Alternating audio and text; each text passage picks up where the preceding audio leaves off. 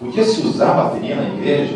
Algumas igrejas começaram naquela época, em 1990, a usar bateria, mas ainda assim eram alguns ritmos apenas que eram aceitos dentro da igreja. Então a bateria era aceita, mas tinha um limite para ela. Guitarra também. A guitarra, no máximo, a gente tocava o que a gente chamava de corinhos, né? Os corinhos, que eram 3 acordes ali no máximo, e não podia sair daquilo. Daí, em 1990, começou a aparecer algumas coisas no cenário musical no Brasil, que começou principalmente com do movimento das igrejas que chamavam-se comunidades. As comunidades, então, começaram a trazer um tipo diferente de movimento acerca daquilo que a gente chama de louvor e adoração. E aí começou a aparecer distorções dentro das guitarras. As guitarras começaram a usar distorção. E a bateria começou a ser um pouco mais pesada. Aí as músicas começaram a ser umas músicas mais de júbilo, né? Mais de pulos. Né? E aí é o seguinte, aí os jovens, eu na época tinha 18 anos, a gente ficou doido com essas coisas, né? Nossa, a gente quer isso para a nossa igreja. Então assim, a galera mais antiga queria continuar com o órgão ali e com o inário. A gente não, a gente queria botar fogo no órgão, botar fogo no inário e revolucionar. A gente só queria agora então guitarra com distorção, bateria pesada e tocar lá, Nosso General é Cristo, né? Nosso General é Cristo era a música mais pesada que a gente podia conceber na nossa cabeça. Nossa, aquilo para nós era muito pesado, né? Para os mais antigos, então, aquilo era do demônio, né? Não tinha nem conversa. Então assim, a gente começava, e aí a gente começou a perceber que os jovens eram extremamente atraídos por isso. Então a igreja, assim, era uma igreja pequena na época, e chegava sábado à noite, nós tínhamos lá 15 jovens, na época que a coisa era bem tradicional. Né? Então, era 15 jovens, aí tocavam umas musiquinhas nos corinhos lá e acabou, não podia mais. De repente a gente começou a revolucionar o louvor, começamos a tocar então as músicas mais pesadas, né? Mais pesadas, eu digo, ouve-se o júbilo, celebrai a Cristo, essas músicas mais de júbilo assim. E aí começou a acontecer uma coisa interessante, começou a vir jovem de tudo que é lado para a igreja. Começou a vir jovem, e a igreja começou a lotar. E chegava sábado à noite, faltava lugar na igreja. Então, era uma igreja grande, tinha bastante espaço, sim, mas ficava lotado, e ficava gente sentada no chão, e começou uma revolução na igreja.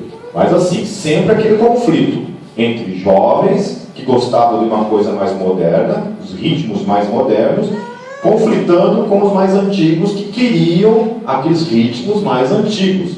Né? Então, sobre isso que a gente vai falar. Amém? Então, eu quero ler novamente o Salmo 150, dos versos 1 até o verso 6, que no caso é todo ele, né? São somente 6 versículos. Diz assim: Louvai ao Senhor, louvai a Deus no seu santuário, louvai-o no firmamento do seu poder, louvai-o pelos seus atos. Só um pouquinho aqui que tem um X na frente aqui.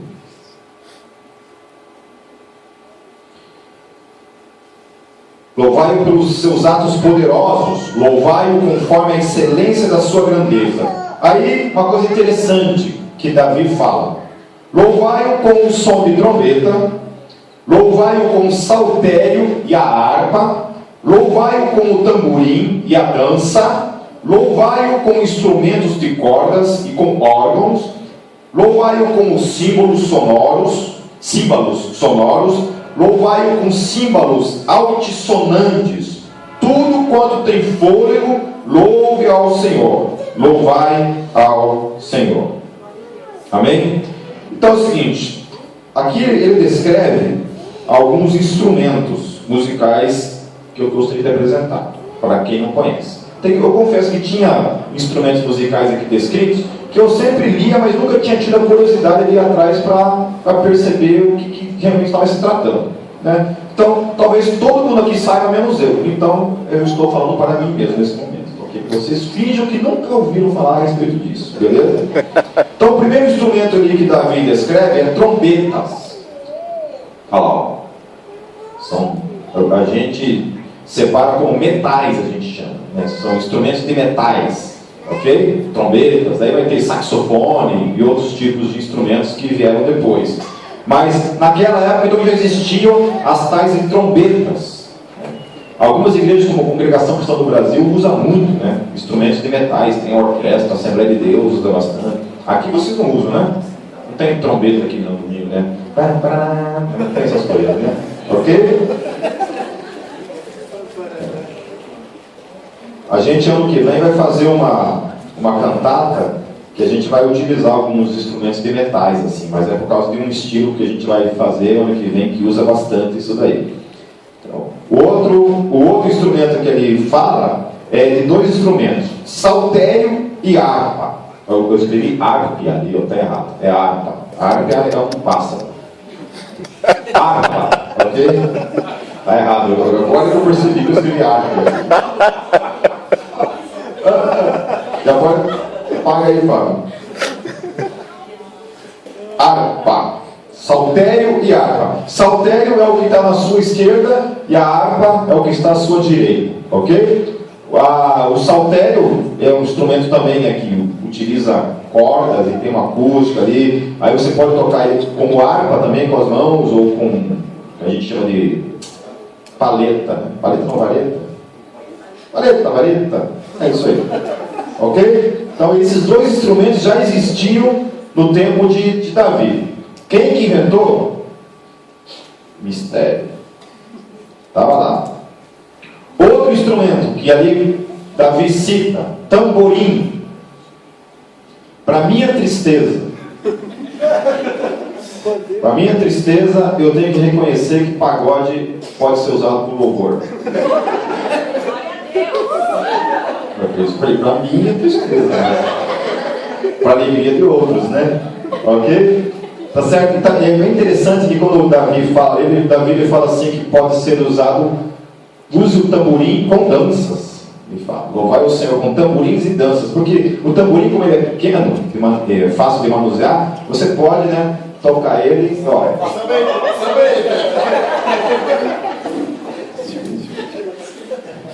É uma expressão, né? Cadê o Newton? O Newton é natural, nem se ele quiser, ele deixa de samba. Ok? Tamborim. Então, naquela época, logicamente que não era dessa forma moderna, né? Mas naquela época já se utilizavam tamborins para louvar a Deus. Outros instrumentos que ele fala é instrumentos de cordas, né? Então, aqui alguns instrumentos de cordas que a gente pode falar hoje, né? Violino, o cello, contrabaixo. Então, são vários tipos. Eu não sei como é que eles usavam isso na época. Eu tentei encontrar alguma coisa que fosse da época, mas não tinha nenhuma figura lá. Outros instrumentos de cordas que a gente tem são na próxima ali, ó, vários tipos de violões, guitarras, bambolins, né, cavaquinho, nossa, tem um instrumento aí que você, como é que é aquele que parece cavaquinho? Como é que é? Ukulele. O ukulele. Nunca tinha ouvido falar. Esses dias eu achei que fosse um cavaquinho, daí falava, não, é ukulele. Ukulele? Não é cuco de cuco? Não. É o ukulele. E aí um outro instrumento que já existia na época também é o tal do símbolo, né? O símbolo era, na verdade, como se fosse essa parte aqui da bateria, ó. Tá vendo isso aqui, ó? Isso aqui se chama chimbal. Então é como se fosse, são dois pratos, né? Que ficam em contato um com o outro, só que são batidos com as mãos mesmo, assim, né? Um do outro, assim, os tais dos símbolos. Agora a questão assim que está bem ligada a isso, vamos passar para o próximo texto lá, Fábio, que eu quero ler, lá em Gênesis 4:21, fala assim: e o nome do seu irmão era Jubal. O tal do Jubal, este foi o pai de todos os que tocam harpa e órgão. Então, Jubal foi o cara que inventou o tal do órgão, né? O tal da harpa e o órgão. Ele que inventou esse tal de órgão, que depois se transformou no piano, que foi o pai do piano, o pai do teclado, né? Hoje se utiliza o teclado, mas na época não tinha essas coisas. Então, inventaram o tal do órgão, o tal da harpa também, né? A harpa. Ok? Agora, o que é interessante, assim, eu fico pensando assim, o que esses caras utilizavam como ritmo naquela época? Davi não, no caso aqui foi em Gênesis, isso daqui foi mais ou menos há uns 3.000 anos antes de Cristo, mais ou menos. O que tocavam como ritmo há 3.000 anos atrás? Quando esse homem se propôs, quando Jubal se propôs a criar esses dois instrumentos, que é a harpa e o órgão, o que ele tinha em mente como ritmo? A grande verdade é que não sabemos. Não sabemos o ritmo que essas pessoas utilizavam. E quando criaram os instrumentos, os primeiros instrumentos, qual foi a finalidade de se utilizar instrumentos? Para que criaram instrumentos? Então era usado para o culto religioso e também era usado para falar da vida, de modo geral, para celebrar, para fazer festas, né? Lá em 2 Samuel 6,5 diz assim: E Davi e toda a casa de Israel festejavam perante o Senhor com toda sorte de instrumentos de pau e faia, como também com harpas, com saltérios, e com tamborins, e com pandeiros, e com símbolos. Aí eu fiquei pensando nesses instrumentos todos sendo tocados num culto, que aqui está falando de um culto, né? Estava aqui, ó, usados perante o Senhor. Era um culto que era usado. Então, o que você tem na Bíblia é assim: instrumentos sendo usados para louvar a Deus, mas ritmo não tem. Não fala, não descreve qual o ritmo de música que essas pessoas utilizavam para louvar a Deus. Não fala. Só que pelo que parece aqui, era algo barulhento. Porque só o símbolo, né, que é aqueles pratinhos, isso faz barulho, né? Bandeirinho faz barulho, muita coisa aqui faz barulho. Então devia ser uma grande festa barulhenta pro pesadelo dos presbiterianos, né? E para a alegria dos quadrangulares. Amém? Quem gosta de silêncio, se lidera, né? Ou larga os velhinhos, né? Que nada, tinha uma senhora que ela já estava com o Senhor, Dona Canuta, ela era uma paraguaia. E Dona Canuta ela andava de coquinha assim também, né? E era bem interessante, porque ela ia nos cultos dos jovens, assim, ela ficava lá atrás, assim, né? Falando em línguas, lá da igreja presbiteriana, assim, falando em línguas e orando lá atrás, assim. Venha cheiro o fogo, né? É bem legal, assim, a gente vê, né? Que os presbíteros da igreja, assim, só olhando torto para ela, assim. Era bem legal. Aí a gente olha para essas coisas, assim, do Antigo Testamento, e essa festa que acontecia ali, toda no Antigo Testamento, o ritmo, como eu já falei, a Bíblia não fala de ritmo, ela não descreve em nenhum momento o tipo de música que se utilizava. Era utilizada música. Que tipo? Não sabemos. Não sabemos. Aí assim, existe um problema muito grande hoje, quando a gente utiliza o termo mundo, por exemplo, né? Quando a gente fala, aquilo é do mundo, aquilo é do mundo. Quando a gente fala isso, a gente tem que tomar muito cuidado quando a gente está falando isso. Porque, por exemplo, eu posso dizer, quando eu estou utilizando essa palavra do mundo, eu estou dizendo que aquilo literalmente é do diabo. Porque é isso que a Bíblia está falando. Quando ela fala do mundo, ela está dizendo que aquilo é do diabo. Tá certo? Então tem que tomar muito cuidado quando a gente usa esse termo. A gente não está falando que certas coisas são do diabo. Então, assim, como a Bíblia não descreve ritmos, baseado em que eu digo que um ritmo é do diabo e um ritmo é de Deus? Se a Bíblia não fala acerca de ritmos, né? Como não fala a respeito de ritmo, a gente tem que tomar muito cuidado, certo? Então assim, porque a gente pode confundir o que eu não gosto e falar que é aquilo do diabo. Então, se for baseado no que eu gosto de ouvir e eu fosse descrever que algumas músicas são do diabo, baseado no meu gosto musical, eu podia ficar aqui citando alguns ritmos que eu não gosto, e vou falar, ó, aquele ritmo é do mundo. Tá certo? Ok? E aí eu posso ofender algumas pessoas se eu disser isso. Né? Você pode perceber, você vai assim numa determinada, por exemplo, numa igreja como da Assembleia de Deus. A minha sogra, ela é da Assembleia de Deus. E ela assim, volta e meia ela me liga. Ela me liga e fala assim: Volmir, meu nome é Volmir, não espalhem, por favor. Ela me liga e fala assim: Volmir, Deus me deu uma música para eu cantar para você. E ela escreve, ela tem um caderno assim, ela deve ter mais de 100 letras de música assim, que ela escreve. E tudo no ritmo da Assembleia.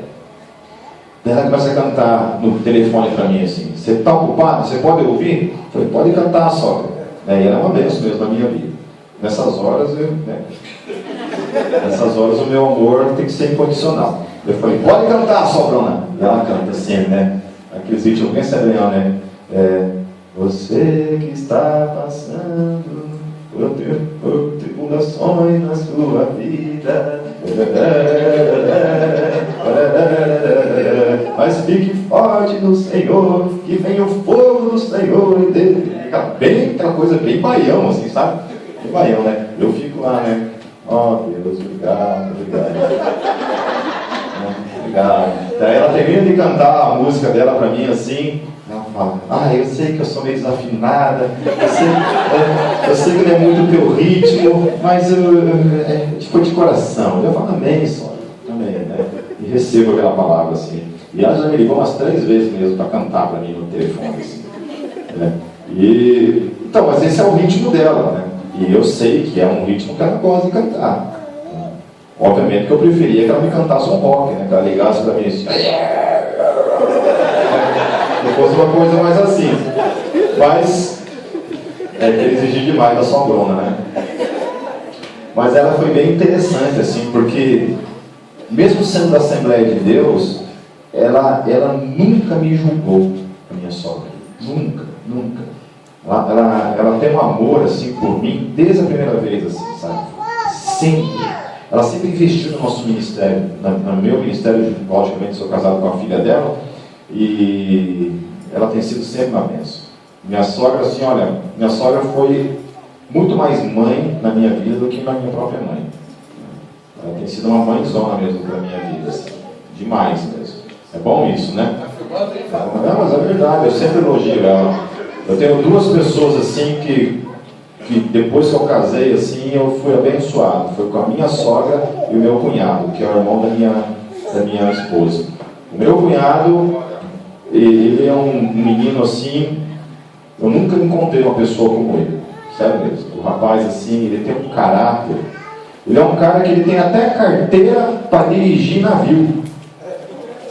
Para que eu não sei. Nunca vai usar na vida dele, mas ele tem. Sério.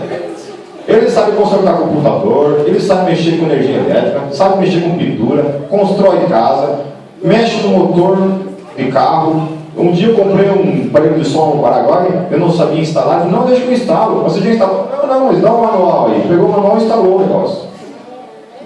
Olha, o piá lá, se bobear, ele faz até parto. É dos bons mesmo. Não, me dá o manual. Você estava fazendo parto? Não, mas dá o manual aí.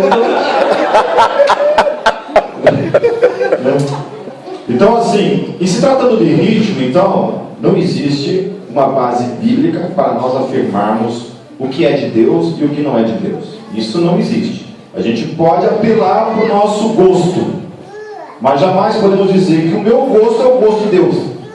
Tipo assim, né? Eu posso falar assim, vamos citar, né? Se eu falasse assim: olha, o pagode do diabo, né?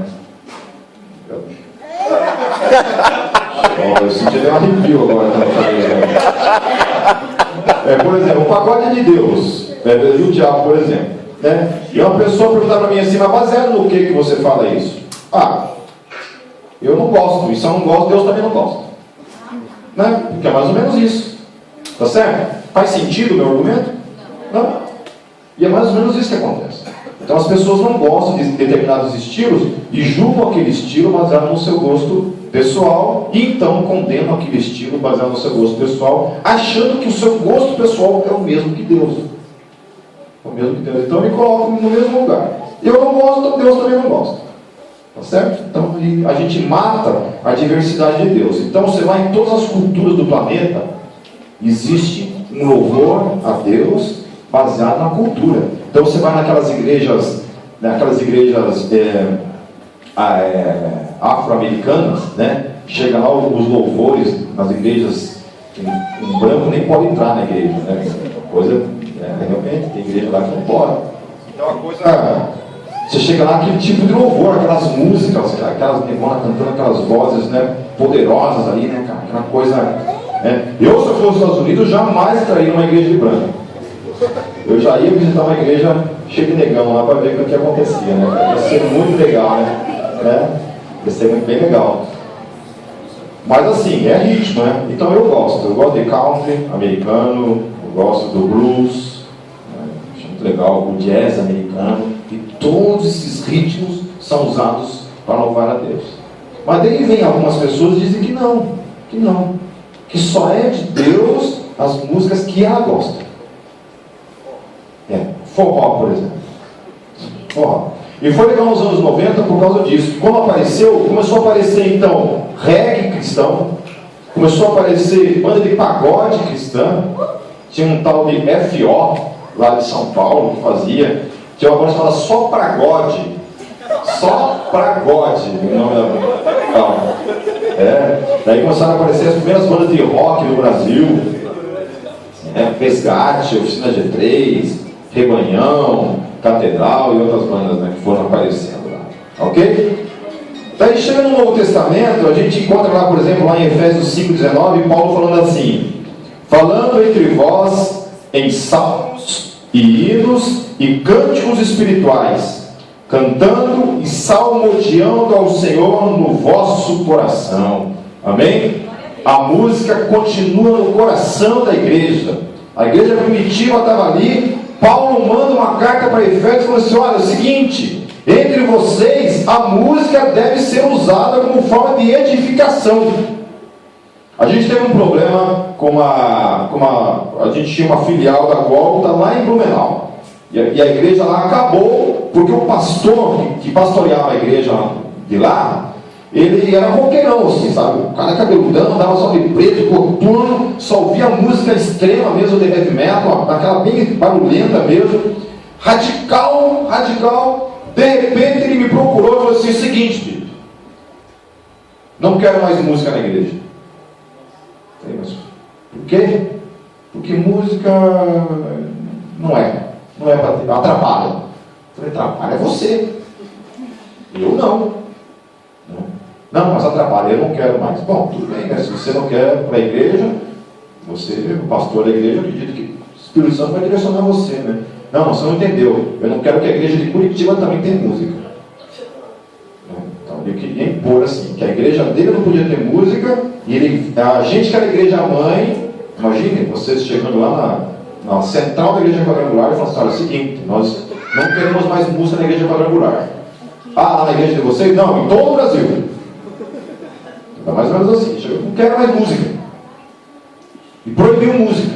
Eu falei assim: cara, mas o que você faz com Efésios 5,19? Não interessa. Interessa que eu não quero mais, entendeu? E aí rachou a igreja lá acabou. Simplesmente cada um foi para o seu lado, e até hoje, Deus um dia vai cobrar isso dele, não de mim. Tá certo? Então, cânticos, salmos, hinos e cânticos espirituais, cantando e salmodiando. Paulo fala: olha, vocês têm que utilizar isso no meio de vocês. Lá em Atos 16, 25, e perto da meia-noite, Paulo e Silas oravam e cantavam hinos a Deus, e os outros presos os escutavam. Paulo e Silas estavam presos dentro da cadeia, os caras começam a cantar e louvar a Deus. Então a música está presente. Que tipo de cântico que eles estavam fazendo, eu não sei. Devia ser uma música que os dois sabiam, né? Provavelmente. Algum tipo de hino e de canção que já era utilizada no meio da igreja, a qual a gente não sabe qual é a letra, quem compôs, que tipo de ritmo era, mas estava lá, sendo usado para a glória de Deus. Amém? Lá em Colossenses também Paulo fala assim: a palavra de Cristo habite em vós abundantemente em toda sabedoria, ensinando-vos e admoestando-vos uns aos outros. Olha só, ensinem através disso. Admoestem-se um ao outro através do que? Salmos, hinos e cânticos espirituais, cantando ao Senhor com graça em vosso coração. Amém? Então música também ensina, música edifica, música deve ser usada para isso. Amém? Ela não deve ser uma encheção de linguiça. Na minha igreja não é encheção de linguiça. Tipo assim, não ser só 40 minutos, vamos colocar uns corinhos ali para encher linguiça. Né? Aí a hora que começava o louvor, todo mundo mascando chiclete, olhando para as paredes, olhando para o teto, uns dormindo. Você não ouvia uma palma, você não ouvia um aleluia, você não ouvia um glória a Deus, você não ouvia uma expressão de alegria, aquela coisa ali, cantava e acabava, pronto. Aí mudou. Aí a gente começou a trazer um novo momento. Momento em que as pessoas se entregavam mesmo. Se entregar. Porque louvor é a única parte do culto em que você dá. É o único momento do louvor, do culto, em que você chega e você dá o teu louvor e a tua adoração. Porque no restante do culto, logicamente tem a parte de você ofertar, certo? Mas no restante você recebe, que é a palavra. Certo? Então é o único momento que você... Por isso que é culto. Por que a gente chama de culto? Porque a gente vem aqui prestar um culto a Deus. Prestar adoração a Deus. Prestar louvor a Deus. E como se faz isso? Por meio da música. Então é um momento tão importante quanto o momento da palavra. Então tem gente que fala assim: não, mas o momento mais importante é da palavra. Não é verdade. Não existe base bíblica para eu dizer que o momento mais importante do culto é da palavra. Todo culto é importante. Todo ele. O louvor, a comunhão, até dar recado é importante. Isso tudo faz parte. Não tem um mais importante que o outro. Todos os ministérios dentro da igreja são importantíssimos. E tem o seu devido lugar no reino de Deus. Nenhuma coisa é mais do que a outra. E é muito bom assim você ter um momento de louvor, de entrega. Aí quando a palavra chega, você já encontra um coração entregue, né? Um coração já quebrantado. Lá na Gólgota, como a gente faz do louvor, das músicas, a gente coloca realmente o devido valor nela, assim, a gente considera que é um momento tão importante como qualquer outra coisa dentro da Gólgota. Eu acho que até mais importante que em alguns momentos que a gente acaba tendo ali. Porque a gente vê assim pessoas entregando a vida para Cristo na hora do louvor. Quantos testemunhos que a gente tem de pessoas que foram tocadas por causa de uma música e uma letra que foi colocada no data show lá. Eu conheço gente que estava desviada, estava fumando, estava nas drogas, chegou lá, uma frase de uma música tocou no coração daquela pessoa para voltar para Cristo. Amém? Então música tem que ser usada dentro da igreja e todos os ritmos são bem-vindos. Obviamente que cada igreja conhece a sua cultura, né? Tá certo? Mas não deve haver jamais na nossa vida barreiras para que a gente possa utilizar aquilo que Deus colocar na nossa mão para ser utilizado. Amém? A gente lá tem um alvo, que é um público roqueiro. Então a gente utiliza rock, de modo geral. A gente utiliza. Não é só rock assim, pesado, né? Mas a gente utiliza bastante, né? E a gente tem, graças a Deus, assim, visto a manifestação do Espírito Santo por meio daquele estilo de música. Amém? Tá certo? Porque a gente ouve falar muitas vezes, a gente recebe assim, até recados, recebe alguns compartilhamentos no Facebook de gente falando coisas a respeito disso, né? Falar, rock é do diabo, algumas coisas assim, né? Aí então, tipo assim, houve um tempo que essas coisas me preocupavam. Hoje eu escuto, eu vejo, eu nem dou bola, eu nem respondo mais, eu nem gasto mais meu tempo respondendo esse tipo de coisa. A única coisa que às vezes quando um cara pega mais pesado e vem falar diretamente com isso, para mim, eu falo, meu irmão, olha, o que eu te convido e te desafio a você ir lá na nossa igreja e você ver os frutos. Porque a única coisa que eu posso te falar como defesa do nosso ministério é os frutos. Eu não fui chamado para ficar me defendendo. Eu acho assim, se tem fruto, Amém. Não tem fruto, aí eu realmente concordo com você. Não tem fruto, beleza. Agora você tem fruto, aí olha para as pessoas, sempre para as pessoas lá que saíram das drogas, né? Saíram das drogas. Eu já escrevi um artigo uma vez falando sobre isso, que quando o ateísmo quer acabar com a religião, né? Os ateus hoje de internet querem acabar com a religião. E uma coisa que eu falei, que eu acho que quando essas pessoas querem acabar com a religião no Brasil, e em especial o cristianismo, a igreja cristã no Brasil, o que essas pessoas estão querendo dizer com isso? Por um acaso eles estão querendo que os alcoólatras voltem para os bares, para os botecos? Estão querendo que os drogados voltem para as drogas? Que os traficantes voltem para as bocas? É isso que estão querendo? Que nós voltemos a ser os mentirosos que nós éramos? Que nós voltemos a ser os bandidos que nós éramos? Que nós voltemos a ser os adúlteros que nós éramos? É isso que vocês estão querendo? Porque se aí, tire a religião cristã do Brasil, tire o cristianismo, tire o evangelho, tire Jesus Cristo do coração do povo brasileiro, a gente vai ter o quê? Uma nação cuja descrição e perversão, pecados, olha, se o Brasil é o que é, com a igreja sendo quem ela é no Brasil, crescendo da forma como está crescendo, você imagina se você tirar o evangelho desse país? Eu posso falar por mim.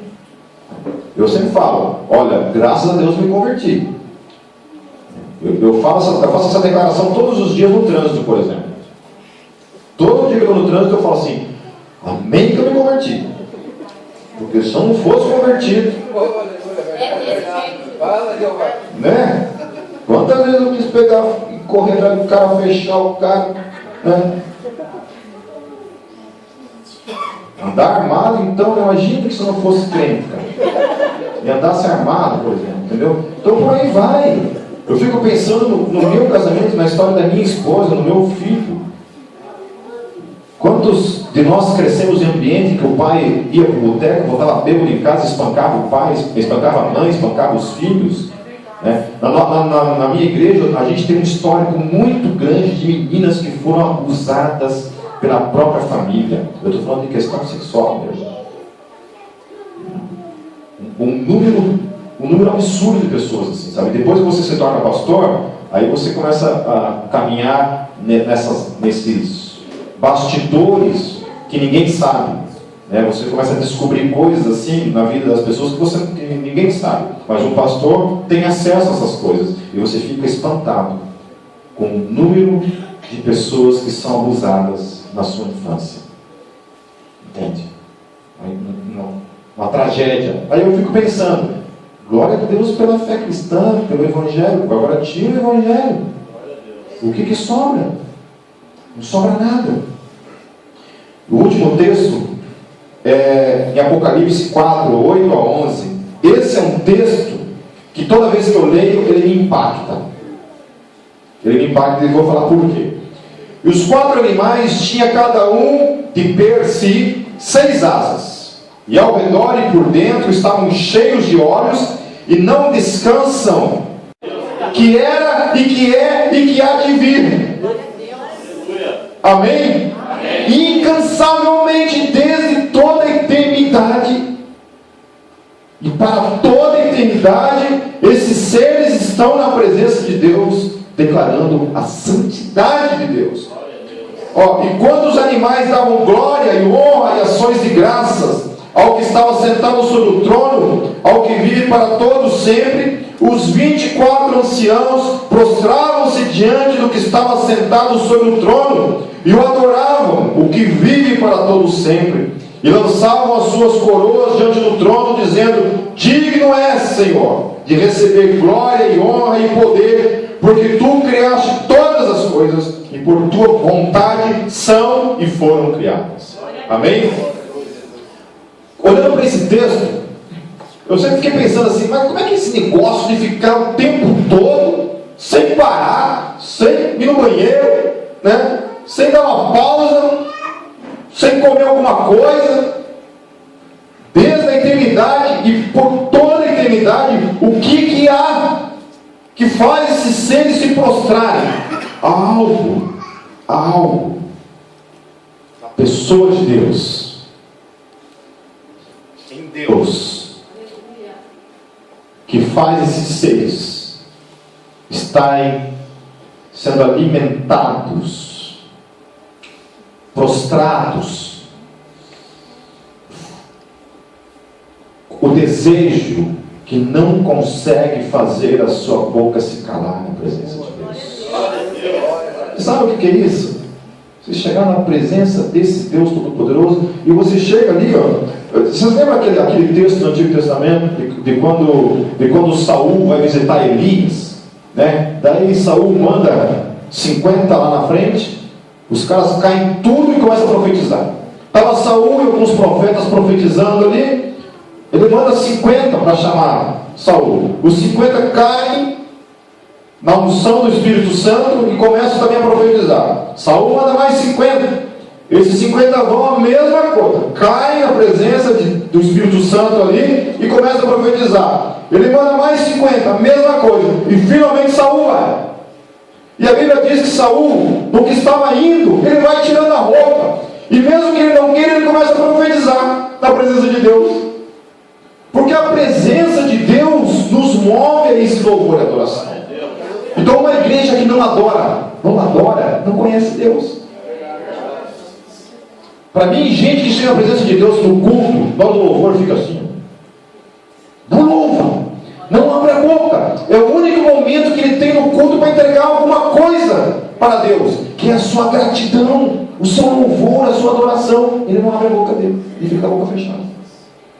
Mas na hora da palavra ele recebe. Nem sai da igreja. Ele veio para receber. É a única coisa. Ele veio receber. Dar nunca. E aí eu questiono. Conhece a Deus? Gente, porque eu estava dentro de uma igreja presbiteriana, como eu já falei para vocês. Extremamente tradicional. Aquele hino lá. E o roqueirão lá. Roqueirão. Domingão à noite, aqueles hinos lá. Eu não estava nem aí que os outros estavam dormindo. Eu e um outro amigo meu que é evangelista, o Fábio, que hoje é pastor na igreja presbiteriana. Eu e o Fábio lá, aleluia, glória a Deus, amém. E louvando com o hino lá, aqueles hinos bem tradicional, e a gente ali, ó, fogo puro. Glória a Deus. Faltava falar em línguas. Ele falava, eu não falava, infelizmente, mas ele falava. E os presbíteros ficavam loucos com a gente. Para mim, eu entendia isso. Eu precisava louvar esse Deus, glorificar Ele. Seja qual for o ritmo que esteja ali. Ah, eu não gosto desse ritmo, não importa, eu vou cantar igual. Tem música que a gente toca na Gólgota que eu não gosto daquelas músicas. Tem música que eu não gosto dessa música, mas eu vou lá e canto igual. Porque não é para mim, é para o Senhor. Amém? Amém? Então pense nisso. Que quando eu e você estamos na presença de Deus, se de fato estamos na presença de Deus, a presença de Deus nos move a incansavelmente glorificar a santidade dele. Então, louvor e adoração é exaltar esse Deus que é santo. Santo, santo. Amém. Amém. Então, quando a gente entra e a gente faz essa entrega a Deus, as coisas acontecem. Na dependência total e absoluta de quem Ele é. Amém? Amém. Jamais se esqueçam disso. Há algo na presença de Deus que compele, que prostra os anjos e os anciãos na presença de Deus de maneira incansável, desde ontem, hoje e para sempre. E um dia, aproveita para descansar agora, porque o dia que você entrar na glória, você vai entrar nesse mesmo movimento de louvor e adoração para todos. Amém? Eu ouvi um pastor falando uma besteira esses tempos na internet, ele falando assim que a igreja dá essa tanta importância para o louvor e para a adoração, que a impressão que se tem é que se tiver um momento lá na eternidade em que não tiver música, Deus vai ter uma crise. Uma crise. eu diria assim que isso é uma afirmação tão ignorante, porque isso é uma estratégia de ridicularizar uma verdade. Isso é muito utilizado por alguns pastores sem caráter que existem por aí. Eu não é pastor que o cara tem caráter. Então tem muita gente que está aí usurpando o ministério pastoral, que é uma coisa muito séria. E infelizmente envergonhando o ministério e o nome de Jesus nesse mundo. Tá certo? Então, esses caras eu não sei, eu acho que não tem temor a Deus.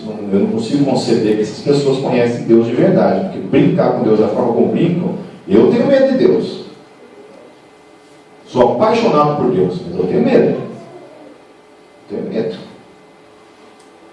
Eu não consigo brincar com essas coisas que essas pessoas brincam. Então, eu falando isso, né, eu pensei, esse cara está falando besteira. Porque não é uma questão de ter crise existencial na pessoa de Deus, é questão que a presença de Deus é que faz isso. Quando a Bíblia fala louve ao Senhor, ela está dizendo isso, conheça a Deus. Conheça. Se entregue. Porque louvor e adoração é entrega. Então, quando você se entrega, você conhece a Deus. Não é isso? Se entregue, creia e você verá. Não é? Então é quando a gente crê, a gente se entrega, que a gente começa a provar a presença de Deus. Como eu era numa igreja presbiteriana e a igreja, as pessoas não gostavam de orar muito naquela igreja, o que eu fazia? Toda sexta-feira, não era toda sexta-feira, mas de vez em quando, a igreja quando a minha mãe se converteu, fazia campanhas no monte. Aí eu fiquei doido, o que é campanha no monte? A gente vai para o monte orar. Monte em Foz do Iguaçu, mas onde é que é esse monte? Numa chácara. Então vamos lá. Aí eu e os presbiterianos pentecostais onde eu estava ali também. Aí a gente ia para o meio do mato orar. Eu falei, isso aqui que é monte? Mas não estou nem um monte, não, é clareira. Monte é modo de falar. Então tá bom, então esse aqui tamanho é monte, né? E assim, a gente começava a orar. E o Espírito Santo vinha. Vinha. E eu lembro que a presença de Deus era tão forte, e o chão começou a acender, né, as folhas, as madeiras assim. Aí eu me agarrei num toquinho que tinha lá, que tinha ficado bem aceso assim. Um toquinho, me agarrei naquele toquinho assim, quebrantado, chorando, e levei o toquinho para casa. Fui abraçado no toquinho assim. Dormi abraçado no toquinho, porque aquele toquinho para mim era a presença de Deus. Amém? Amém? Amém. Presença de Deus. Há uma ordenança no Novo Testamento. Louvai a Deus por meio de hinos, salmos e cânticos espirituais. Há uma ordenança nos salmos. Louvai a Deus com todos os instrumentos. Amém? Ritmos não tem. A Bíblia não fala louvai a Deus com ritmos. Não tem. Não tem. Agora, para ter música tem que ter ritmo. Senão fica um troço esquisito. Não tem como cada um sair para um lado. Quem sabe o que eu estou falando? Né? Se o Roger, que é o baterista aqui, ele puxar algum tipo de batida ali, ele vai puxar um ritmo. E aí o baixista tem que ir atrás, os guitarristas têm que ir atrás. Porque senão fica uma coisa horrível. A gente acha que eu nem sei fazer isso. Eu nem saberia tocar uma coisa fora do que o batera, que é automático. Os músicos, eles já vão atrás, vão tocando uma coisa só. Amém? Certo? Então é o seguinte, a gente vai tocar umas músicas agora. Eu vou tocar um vídeo, mas esse vídeo ele tem 15 minutos, então vai ficar muito extenso.